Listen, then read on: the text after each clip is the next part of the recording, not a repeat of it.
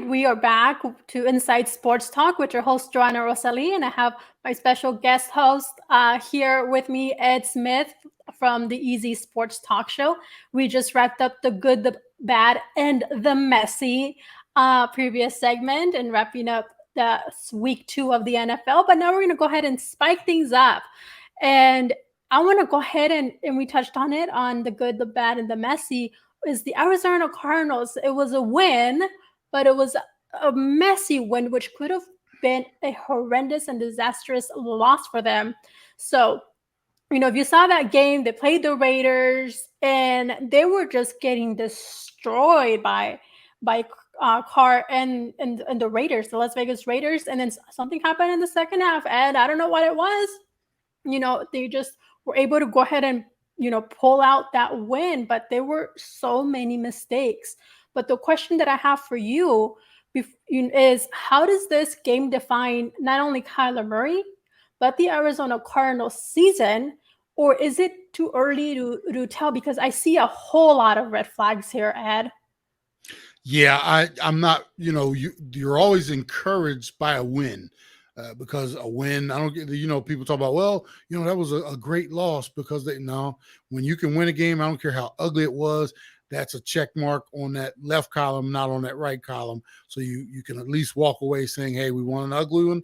We got a lot of things to take care of, though. The Cardinals, 2 weeks in a row, out of the box. First week against the Chiefs, Chiefs scored touchdowns on their first 3 drives. Okay, we fast forward, we get blown out that game, come back, week 2, the Raiders were up 20-0 at the half. And that means we got nothing going offensively. Defensively, or we have defense on the defensive side. The Raiders, they had their way with us. By right, Joe, that game should have been 27 or 30-0. We got away with a couple, right? Yeah. And then for whatever reason, I have absolutely no idea what the Raiders' game plan was in the second half. Obviously, we had to pick up the pace on our side a little bit. Some things had to fall our way, balls bouncing and different things like that. We scored a little bit, and then we saw the magic of one Kyler Murray. What I take away from that win, Joe, is, man, we got lucky there. We really did, because there's no reason. Very, very lucky. Yeah. It even went to overtime, which I was caught by surprise. I was like, no, they're like, this game is done and it's over. And I will say that I thought that this game, even before it started, and I was being asked of who was going to win out of the Cardinals and the Raiders, I was saying the Raiders. Yeah, because I picked the Raiders as well. Because of everything that we've seen and we know and how they've been playing, and it was a very, very lucky win. I was so discouraged by once again, the slow start, the fact that our defense couldn't stop the Raiders. And then just the game plan in itself. I think we abandoned the run early in the game. We fell behind. Then we had to throw the ball, but then we mixed in some run toward the end there as well. Encouraging-wise, Kyler Murray did pick up the ball. He basically put it on his shoulders, some of those miraculous plays. And I mentioned in a podcast earlier this week, there are only 2, maybe 3 quarterbacks on this planet that could have done what he did in terms of extending plays. One of them is, I think, even the 2-point conversion, 16 seconds. You know how long 16 seconds is for an NFL play, Joe? There are 100-yard returns that don't go 16 seconds. So what he did was absolutely amazing. My problem is, if you're going to rely on that, that's going to lead you to a lot of L's, because we can't get off to those type of starts. We need a little more conviction in our game plan. Still not seeing Kingsbury manage that, being the CEO of this team. I'm still not seeing him taking control over everything. So a lot more bad than I saw good. But when you get the W, I said to somebody the other day, it's like, wins are cologne that can take all the stink away if you put enough of it on.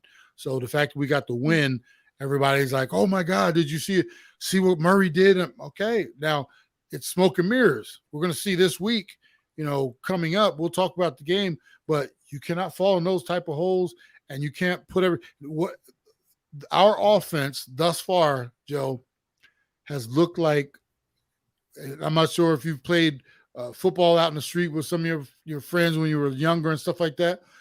There's no plan to it. It was almost like, for us, we used to play out in the street. It was like you get in the huddle and you tell the guy, hey, you go down to the mailbox right there, then cut across and go over to the blue Pinto, and I'll hit you right at the. I remember those days. Yeah, there was out in the street, yeah, and that's we call it backyard football. You can't play backyard football in the NFL. We got away with one this week.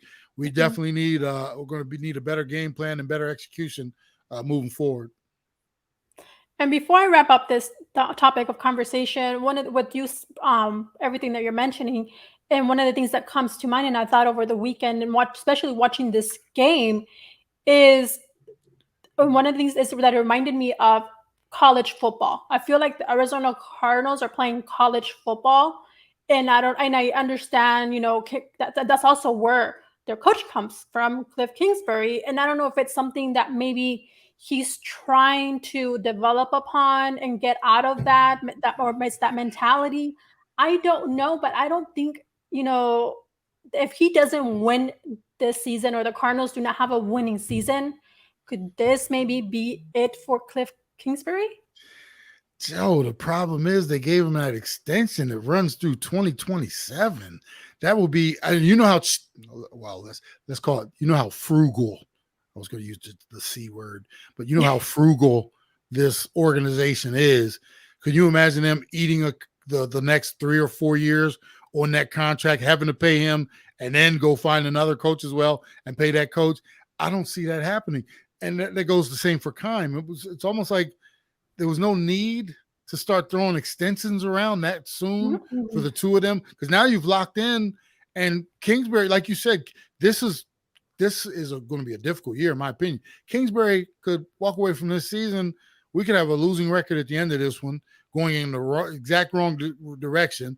Front office could say to themselves, wow, we thought we were going to be better than this. We thought Cliff was going to be better than this.